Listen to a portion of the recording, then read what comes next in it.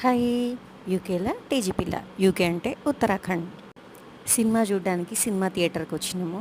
వస్తే అక్కడ పోస్టర్లు చూడండి. ప్రజెంట్గా స్ట్రీమ్ అవుతున్న సినిమాలు, మళ్ళీ తర్వాత అప్కమింగ్ సినిమాల పోస్టర్లు కూడా పెట్టిండ్రు.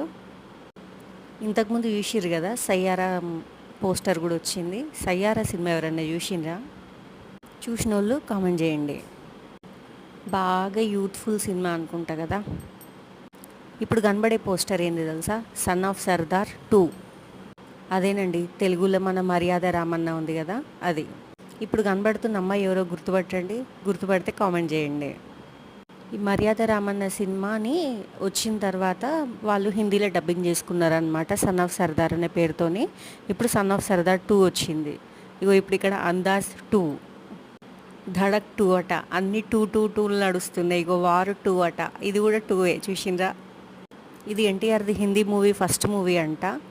తర్వాత ఇగో ఇక్కడ సామ్రాజ్యం అని రాసి ఉంది. నాకు అర్థం కాలేదు ఇదేం సినిమా అబ్బా అని అనుకున్నా, కానీ తర్వాత అర్థమైంది. కింగ్డమ్ అని తెలుగులో వచ్చింది కదా, దాన్ని సామ్రాజ్యం అనే పేరుతోని హిందీలో డబ్బింగ్ చేసిరట.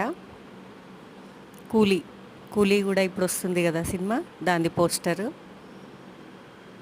మళ్ళీ ఇగో ఇక్కడ కూడా ధడక్ 2 అట. ఇగో సయ్యారా, ఇందాక నేను చెప్పినాను కదా ఇంతకుముందు, సయ్యారా సినిమా.